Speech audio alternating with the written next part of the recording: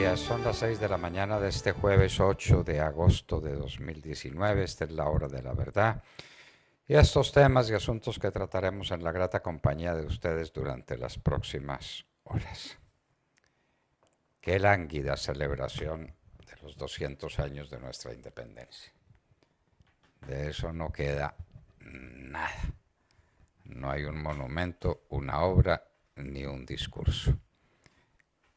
Ese día compitieron en discursos Egan Bernal y el presidente Duque. Tenemos que decir con toda franqueza desde el fondo de corazón que mucho mejor el discurso de Egan Bernal. Se perdió la oportunidad de haber hecho una gran pieza histórica, no para hablar del emprendimiento y de la legalidad y de todas las cosas que le interesan al gobierno, que fue de lo que se ocupó el redactor de esa lamentable pieza oratoria, sino para hablar de los orígenes de nuestra constitución política, de la primera de todas ellas, de la fuerza interior que el país tiene, de la hazaña colosal del pantano de Vargas, del puente de Boyacá, pero sobre todo de la remontada del páramo de Pisba, de la manera como unos campesinos boyacenses contribuyeron a darnos la independencia y unos llaneros la sellaron con sus lanzas. Nos parece que se perdieron oportunidades enormes para haber hecho una cosa de grande nivel. Definitivamente el discurso de Gettysburg de Lincoln no va a ser competido por el discurso de Iván Duque en el puente de Boyacá. Qué lástima. El laudo arbitral en la Ruta del Sol. 700 páginas de basura. Las sentencias de la Corte Suprema de Justicia de los Estados Unidos tienen una página, las de la Corte de Casación de Francia tienen entre una página, página y media, hasta 2 páginas, cuando están muy elocuentes. Aquí fueron 700 páginas de paja para que finalmente la gente no sepa qué fue lo que pasó. Aquí quién paga, quién perdió.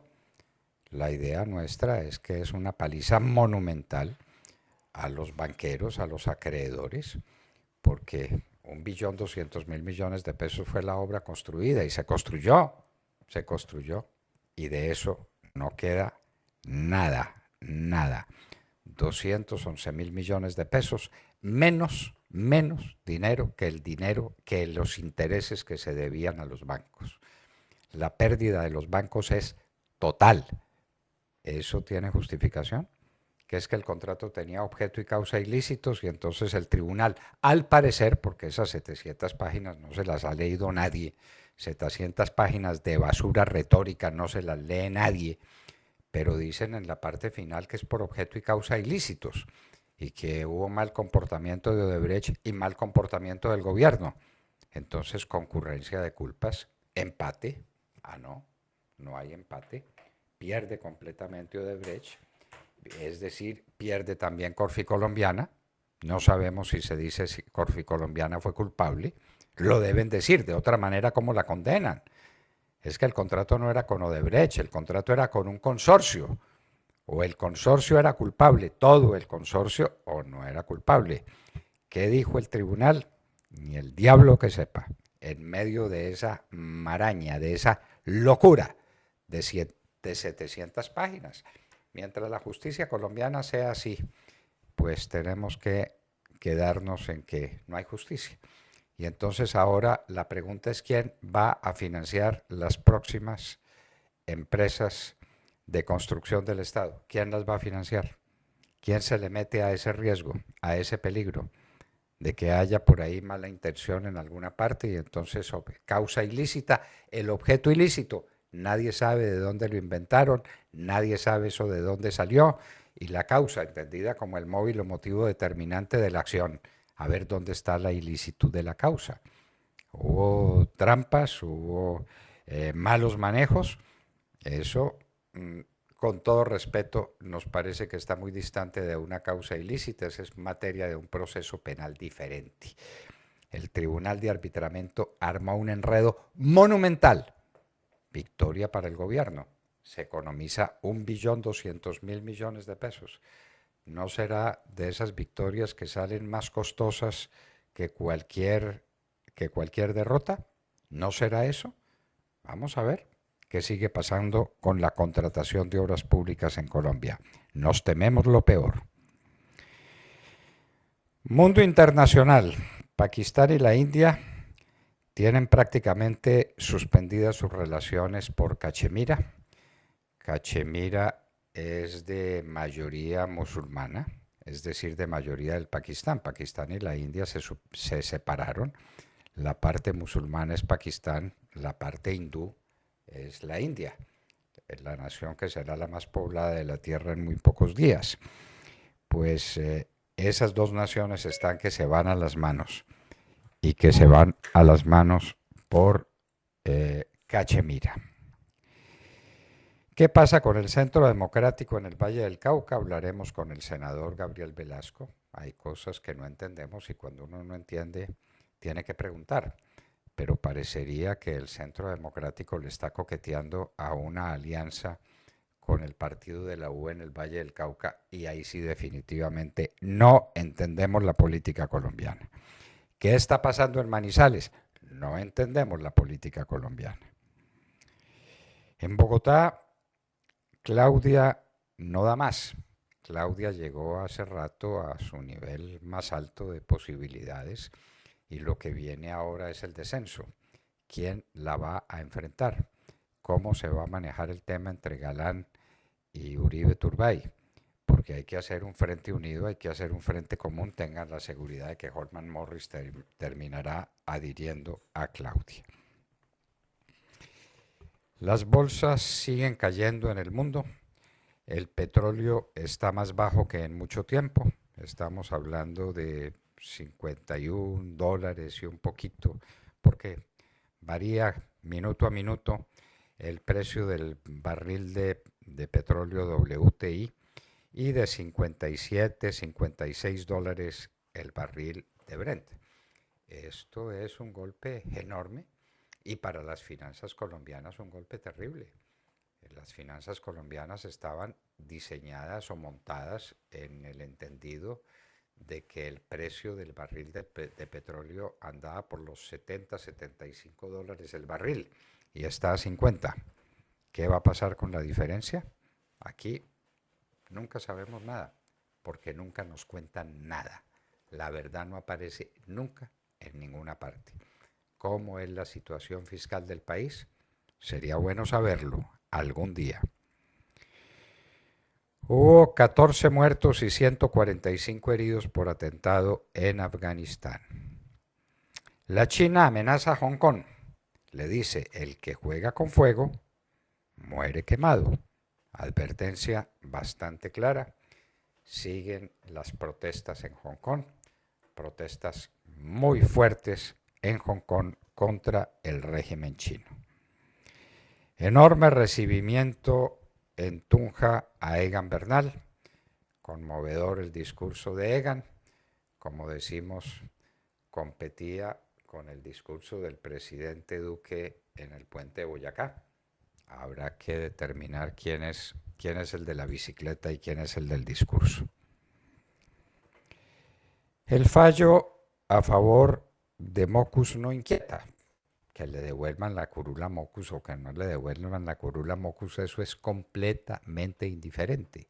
Lo que inquieta es el fallo del Consejo de Estado y uno se pone a leer por lo menos lo que la prensa dice de ese fallo y dice uno, esto es lamentable. Ese es el Consejo de Estado que tenemos. Esos son los argumentos con que trabaja. Esas son las razones que lo mueven. Dios mío, Dios mío, ten compasión de nosotros. El Tribunal Supremo de Puerto Rico declara inconstitucional el nombramiento de Pierluisi y entonces ahora queda de gobernadora de Puerto Rico Wanda Vázquez. ¿Para dónde va Puerto Rico? Protestas a la llegada de Trump a Ohio. Parece que los heridos que Trump iba a visitar no quisieron aceptar su visita. Ohio se quedó pendiente decisiones fuertes de Trump sobre el tema del armamentismo en los Estados Unidos, ni una palabra, ni una palabra. Él sigue atacando las migraciones ilegales brutalmente. En Mississippi 680 personas quedaron en manos de la Organización de Migración. Eso le trae adeptos y le quita adeptos a Trump. Ya se verá cuál es el balance. Otra vergüenza para Colombia. Chicho Serna, el gran jugador que fue de la selección Colombia y del Boca Juniors de Argentina, fue convocado a juicio por lavado de activos junto a la esposa y el hijo de Pablo Escobar. Dios santo. El gobierno se rajó con los textileros. Esto es de no creerlo. En la campaña, el presidente Duque se había comprometido a proteger los textileros de la competencia desleal de países que no pagan salarios a quienes fabrican textiles, de países donde la mano de obra es servil, que tienen inundado el mercado colombiano. Cuando llegó a la presidencia, no cumplió, vinieron protestas y, oh sorpresa, en la ley del plan, 2 artículos definiendo esos aranceles. Pero mayor sorpresa, el mismo gobierno pide la nulidad de esos artículos del Plan Nacional de Desarrollo que impulsó y que obedece al cumplimiento de las promesas de Iván Duque. Estamos seguros de que esto es una palabrita de China. China, que está muy interesada en el tema, le dice a Iván Duque: no se le ocurra ponerme aranceles. Y Duque, obediente, lo hace. La situación en el Catatumbo. Esta denuncia es de Human Rights Watch, para que no se diga que es denuncia nuestra o denuncia de alguien que quiera hacer oposición. No, es una durísima verdad. En los últimos años, del 2015 hasta esta fecha, los homicidios se han duplicado y se duplicaron a partir de la base más alta de homicidios de Colombia y una de las mayores del mundo. Se duplicaron. Y en los últimos 2 años, 40.000 desplazados. La coca, señores, la coca. ¿Le importa eso una higa a la Corte Constitucional que tiene a su cargo el estudio del tema del glifosato? No les importa una higa. Enfermos de cáncer y los muertos en el Catatumbo. Enfermos de cáncer que no están enfermos y que nadie los ha encontrado, que es una suposición, un invento del actual rector de la Universidad de los Andes, ex ministro de Salud del presidente Duque, perdón, del presidente Santos. Y entonces, frente a posibles enfermos de cáncer, estas tragedias del Catatumbo que se repiten en Tumaco, que se repiten en el Chocó, que se repiten en el nordeste antioqueño, en todas partes donde la coca aparece, viene la tragedia. Eso sí no le importa a la Corte Constitucional.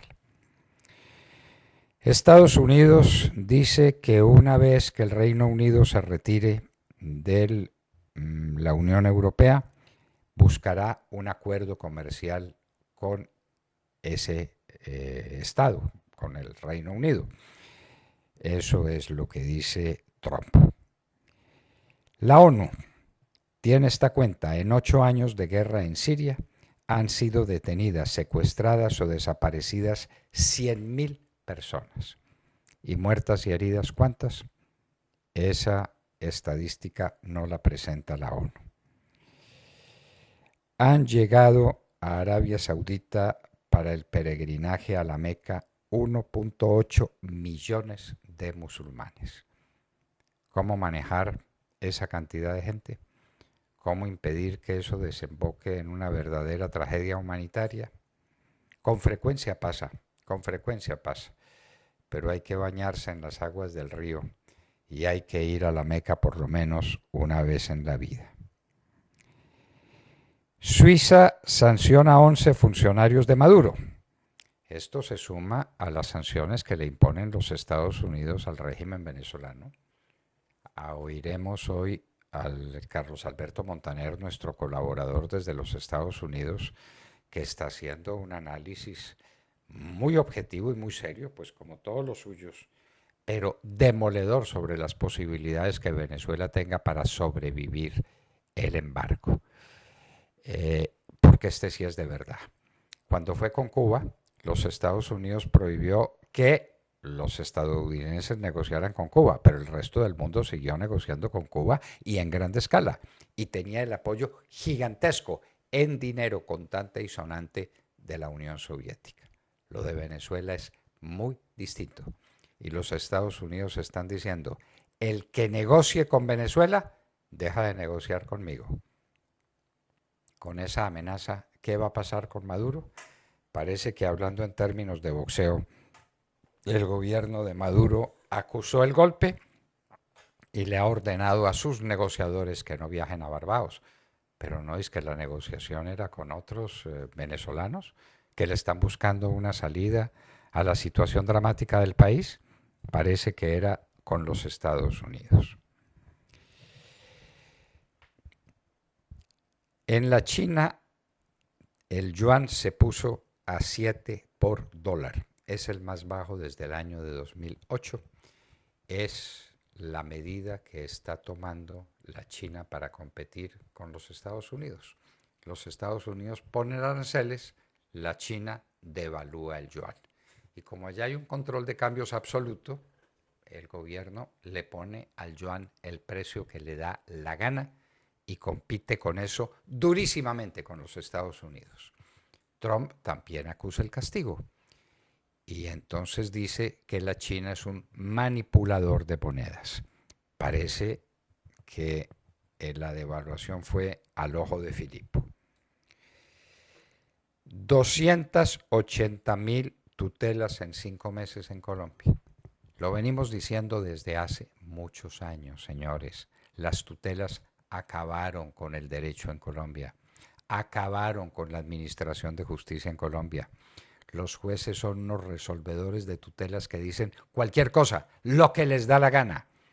Ese alud de tutelas llega a los tribunales que dicen también cualquier cosa en segunda instancia, pero cuando ya la tutela se ejecutorió, y en muchas ocasiones la sentencia del tribunal llega cuando ya para qué. Es que hay que operar a una persona de no sé qué cosa, hay que ponerle una prótesis a la mujer, cuando el tribunal va a considerar la tutela, ya las prótesis están. Entonces, ¿cuál es la sentencia? Y después eso llega a la Corte Constitucional, que elige qué porcentaje de tutelas elige la Corte Constitucional. Lo que le da la gana. Esa es una feria, pero una feria de muy escaso alcance. Las tutelas acabaron con el derecho en Colombia. Hay un artículo de Juan Gosaín, mucho menos bueno que todos los demás que escribe, sobre el Poder Judicial, diciendo que el Poder Judicial tiene que recuperar su alegría, sus ímpetus, tiene que volver a ser considerado. Es cierto que el Poder Judicial está maltratado porque eso se convirtió en un manejo politiquero absoluto. De acuerdo a la Constitución del año 91, son los políticos los que eligen los magistrados y los magistrados eligen los jueces a los que les da la gana elegir, de manera que tenemos una justicia completamente politizada. Ahora todo el mundo contra la ministra de Transporte. Ella iba a negociar por el valor de los intereses, pagando lo que se le debía a Odebrecht por obra entregada, recibida y que ahí está. Y el Tribunal de Arbitramiento le dice, no señora, se pagan 211.000 millones de pesos, no a los bancos, sino a todos los acreedores, y lo demás, el 1.200.000, ¿quién los perdió? ¿Contra quién fue el laudo arbitral? Ya lo veremos. Y hoy en la historia recordaremos los días que siguieron a la batalla de Boyacá. Seguiremos hablando de los 200 años de nuestra independencia, de lo que no se habló ayer. El presidente Duque, repetimos, habló de la legalidad y habló del emprendimiento y habló de las telecomunicaciones y se le olvidó hablar de la gesta emancipadora. Qué lástima. De todo esto y de mucho más hablaremos con ustedes en las próximas horas desde aquí, desde la hora de la verdad. Y los invitamos a seguirnos a través de la señal de audio en alta calidad en TuneIn, en donde nos encuentran como La Hora de la Verdad. Asimismo, los invitamos a sintonizarnos en los diales 710 AM en Medellín, 1200 AM en Cali y 970 AM en Bogotá. Y recuerden que estamos presentes en nuestra cuenta de Twitter, @Hora de la Verdad. A través de esta cuenta pueden seguir el minuto a minuto de nuestras emisiones. Los invitamos también a seguir nuestra transmisión a través de Facebook Live, con nuestra señal en vivo y todo el contenido de nuestras emisiones que está disponible en nuestro canal en YouTube. Tenemos también nueva cuenta en Instagram, ahí estamos compartiendo historias, videos, imágenes y todos los acontecimientos del país. Síganos en @La Hora de la Verdad Oficial. No olviden, por supuesto, visitar nuestra página de internet www.lahoradelaverdad.com.co. Allí pueden sintonizarnos y compartir sus opiniones a través del chat. En Colombia son las 6 de la mañana, 22 minutos. Comenzamos ya. Bienvenidos. En la red de Radio Red RCN, La Hora de la Verdad, con Fernando Londoño Hoyos y su equipo periodístico.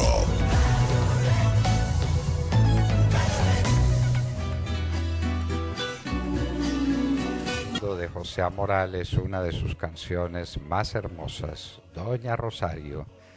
Tiempo para alimentar los sentimientos de la patria. Doña Rosario, de José A. Morales, que interpreta la gran rondalla colombiana. Con esa canción tan hermosa, con esa música sublime de nuestra patria, saludemos la mañana. Sergio Gel. Doctor Londoño, muy buenos días para usted, para todos nuestros oyentes. Saludamos esta mañana de jueves, que en realidad tiene más cara de lunes que de jueves, revisando los acontecimientos de ayer en el puente de Boyacá, en donde se llevó a cabo la más importante de las celebraciones del Bicentenario, al conmemorarse allí los hechos que tuvieron lugar justo hace 200 años y que permitieron el triunfo de la campaña libertadora de la Nueva Granada. Una celebración ayer en la que primaron los discursos que más parecían de campaña electoral que de la conmemoración de los eventos más significativos y más representativos de la República de Colombia. No en vano, y hay que decirlo con franqueza, la mayoría de los colombianos ayer estuvieron más pendientes, quizá, de las palabras de Egan Bernal en Zipaquirá que de las palabras de Iván Duque en el puente de Boyacá.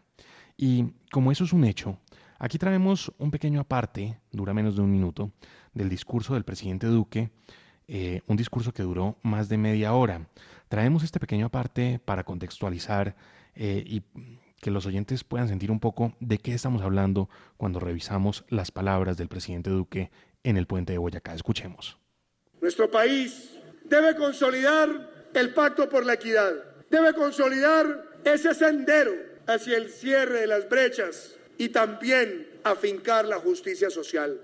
Debemos apostarle a una de las grandes características de la personalidad de lo que es y ha sido Colombia, esa vocación empresarial, esa vocación que algunos llaman rebusque, pero que se transforma también en la posibilidad de crecer y generar empleos, de llegar a otros países, de posicionar nuestras marcas, nuestro diseño.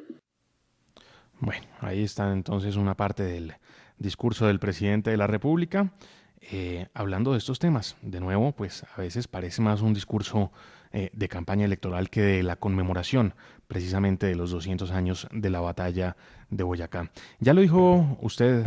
Pero un mal discurso de campaña electoral, ¿no? Sí, Ojalá fuera sí. pues una pieza elevada y bien hecha y de noble estilo. Aquí nos preguntamos quién le escribe los discursos al presidente, que está muy ocupado para escribirlos él, suponemos Sí, nosotros. es Pero Pacho esto, pero, Miranda pero, quien le escribe los discursos al pues, presidente de la República. Y como lo dijo usted eso, al principio del programa, doctor Londoño, es que se perdió la oportunidad de hacer una gran pieza histórica. El gobierno, muy desconectado, se dedicó pues a hablar de estos temas, al emprendimiento, a la legalidad, a la equidad, el tema de las marcas. ¿cómo le Pero parece? bueno, son las decisiones del presidente. 200 años de la campaña más gloriosa, una de las campañas más gloriosas de la historia universal. Es que eso se le olvidó al presidente Duque, que eso compara con las campañas de Aníbal sobre los Alpes, sobre las campañas de Napoleón en San Bernardo.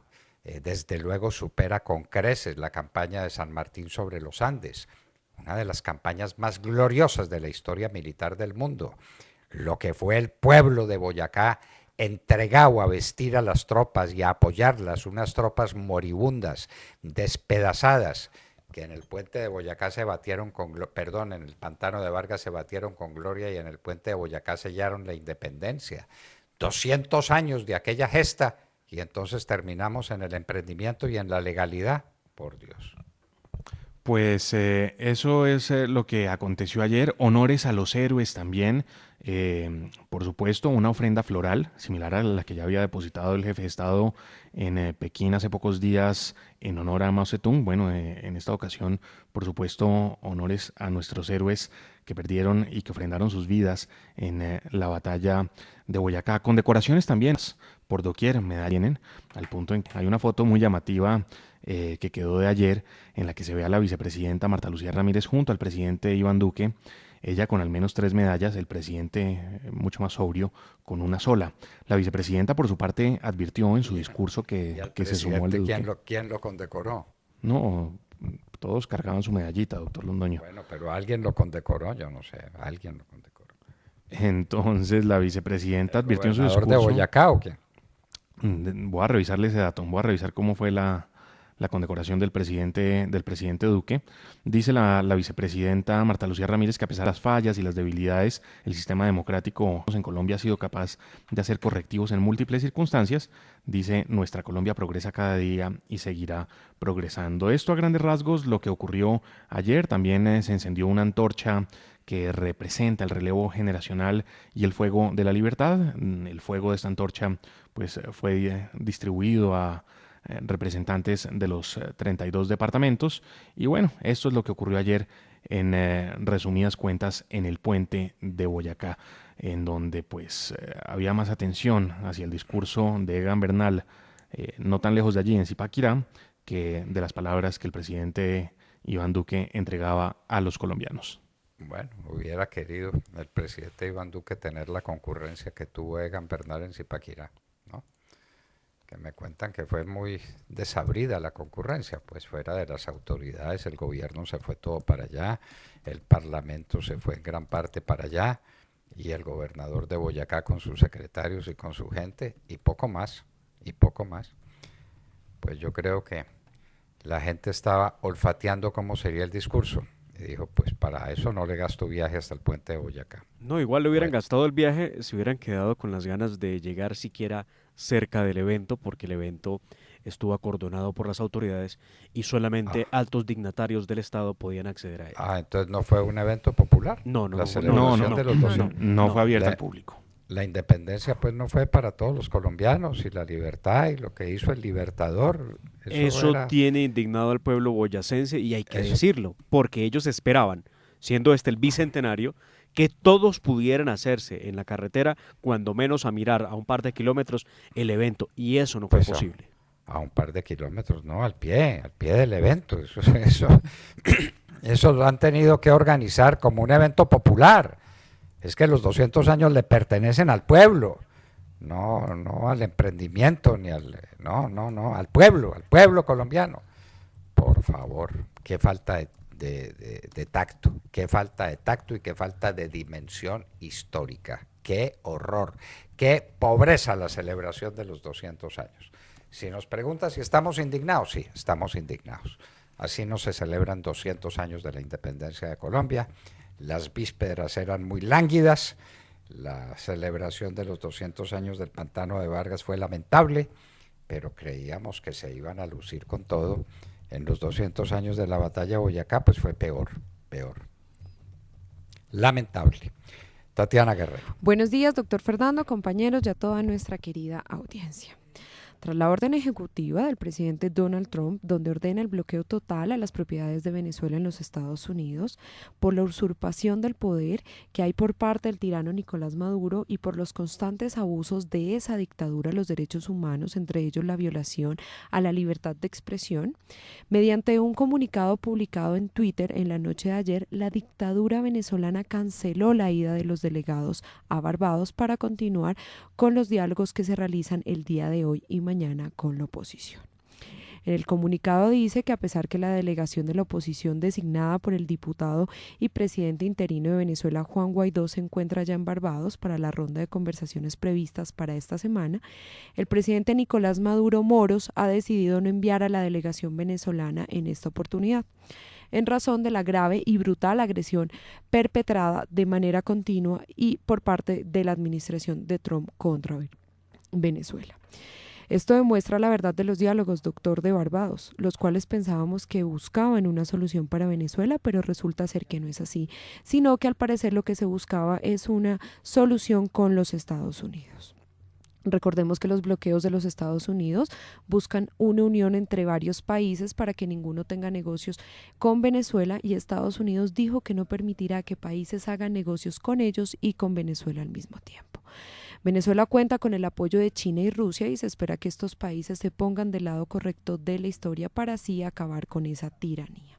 Tenemos mucha fe en estos nuevos bloqueos, pero Venezuela también cuenta con carteles de cocaína y también sería necesario que se busquen medidas más drásticas para acabar con ellos, porque en estos momentos mucha de la economía de la tiranía de Nicolás Maduro es gracias a la coca.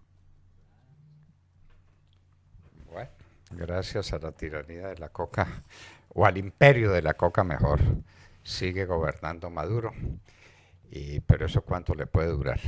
¿Cuánto le puede durar? ¿Y qué conexión tiene eso con el aumento del precio del dólar en Colombia?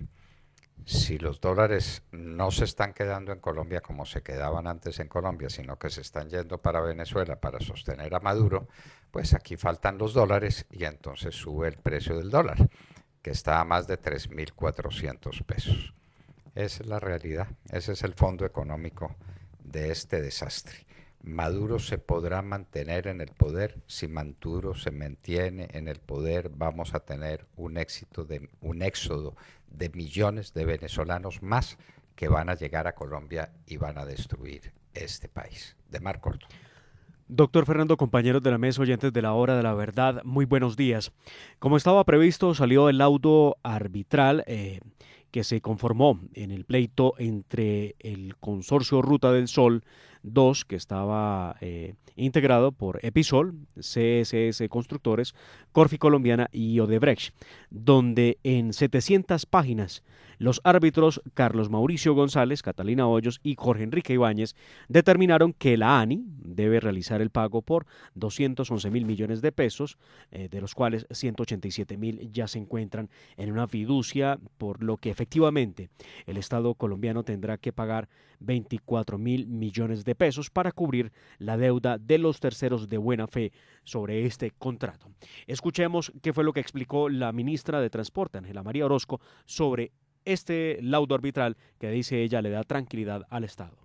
El tribunal reconoce a los terceros de buena fe, dentro de los que se encuentran los bancos, y dispone pagarles 211.000 millones de pesos. De ese valor, 187.000 millones se encuentran en las fiducias del contrato y el saldo restante, alrededor de 24.000, se pagarán con cargo al presupuesto general de la Nación. La decisión se produjo porque el Tribunal de Arbitramiento definió por unanimidad que determinar la nulidad absoluta por objeto y causa ilícita, donde tenemos varias preguntas, y por haber sido celebrado con abuso y desviación de poder de todos los contratos y los otros sí, firmados entre el antiguo Instituto Nacional de Concesiones, el que fuera INCO, y hoy es la Agencia Nacional de Infraestructura ANI, con la concesionaria Ruta del Sol entre los años 2013 y 2016, durante el gobierno del presidente Juan Manuel Santos, quien de manera ilegal intermedió ante la ANI, que era manejada por el Fernando Andrade, su amigo, su director, y ante Pablo Felipe Robledo, quien fuera su superintendente de Industria y Comercio, quien en últimas determinó que había que terminar el contrato entre Odebrecht, pues la concesionaria Ruta del Sol, y el Estado colombiano de manera amistosa, de manera amigable, lo que trajo estas consecuencias. De tantas cifras que se había dado hasta ahora, conocemos en la decisión del Tribunal de Arbitramiento, y una muy importante, y es que las obras ejecutadas por la Ruta del Sol 2, donde está Odebrecht, costaron cerca de 5,4 billones de pesos, de los cuales se pagaron ya 5,2 billones de pesos. Aquí lo explica la ministra. El tribunal determinó que el total del valor de la obra ejecutada y de la que se beneficia en el Estado es de 5.4 billones de pesos, de los cuales ya se han pagado 5.2 billones. Un saldo inferior al que determinaban los peritajes dentro del proceso es sin duda una buena noticia para el Estado. Bueno, pues esto es lo que ha explicado la ministra. Así las cosas, el Estado pagará mucho menos, incluso que si el gobierno Duque hubiera negociado con los bancos y a la que se suponía costaba el pleito por los peritajes presentados ante el Tribunal de Arbitramiento.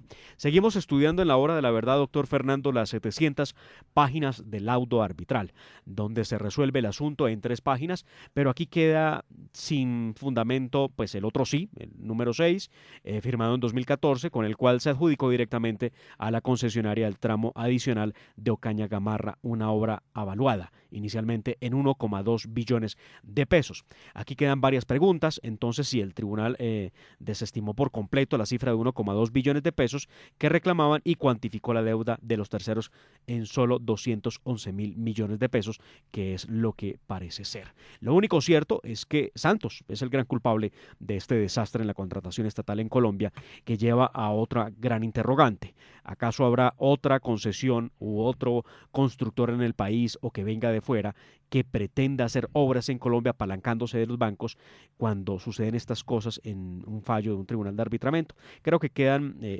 muchas cosas sin ser claras y esperamos poder hablar pronto con la ministra a ver si ella lo entendió mejor que nosotros. Bueno, Demar, ¿quién propuso el tribunal de arbitramiento? ¿Quién era demandante? El concesionario. Entonces el concesionario fue por lana y volvió trasquilado. Sí, señor. Pues, iba a pedir que le dieran una suma millonaria por una obra construida que no le habían pagado. Ahora dicen que sí, que ya se la pagaron, pero si el concesionario estaba demandando era porque no se la habían pagado. Y le dicen que no le pagan un peso, ni siquiera el valor de los intereses de los bancos, que eran de 230.000 millones. Nada, sí señor, Nada. Entonces, ¿quién perdió? El demandante. Por ¿Quién fortuna... pidió la nulidad del contrato? Nadie. El Tribunal de Arbitramiento la decretó de oficio, sí, ¿o no? Sí. Ah, bueno, muy bien. Pues por fortuna no prosperó la idea del Estado de tratar de negociar la deuda de los intereses con los bancos. Porque si hubiera sido eso así, hubiéramos pagado mucho más.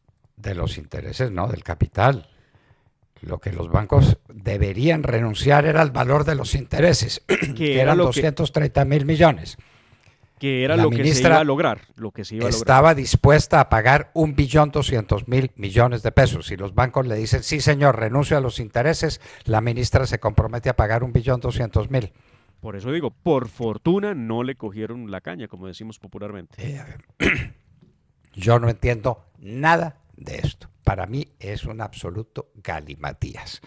700 páginas de basura, 700 páginas de enredos, de contradicciones, de problemas jurídicos de toda índole. ¡Qué pobreza la de nuestro derecho, por Dios! ¡Qué pobreza! De aquí en adelante, ¿quién quiere contratar con el Estado? Es la pregunta. Si esto hace jurisprudencia, ¿qué se nos viene encima? ¡Qué horror, por Dios! Bueno, Tata Castro. Muy buenos días a todos. Con muchas enseñanzas de parte del campeón del Tour de Francia, se realizó ayer ante más de 8.000 personas en la Plaza de los Comuneros de Zipaquirá el homenaje a Egan Bernal, el primer colombiano y latinoamericano que logró ganar la carrera más importante del ciclismo mundial, el Tour de Francia.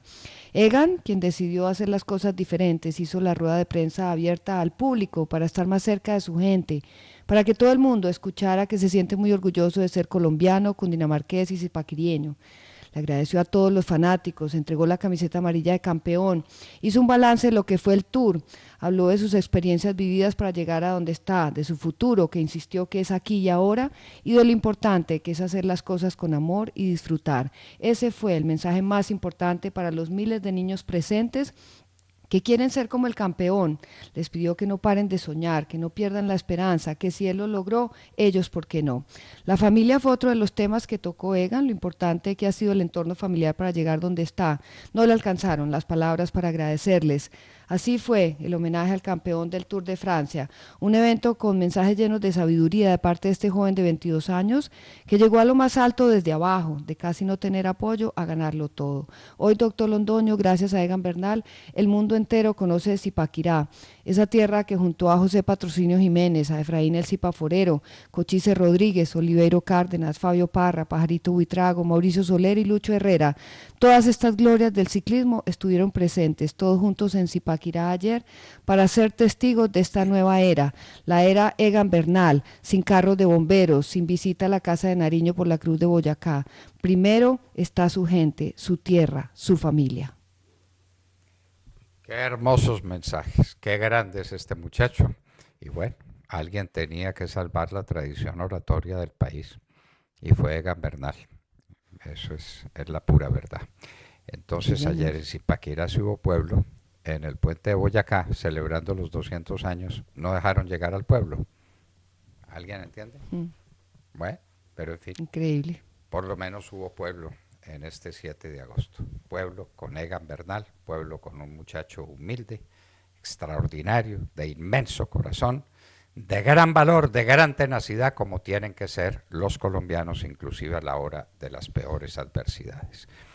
Y en un minuto estaremos con el senador por el Centro Democrático, Gabriel Velasco, originario del departamento del Valle del Cauca.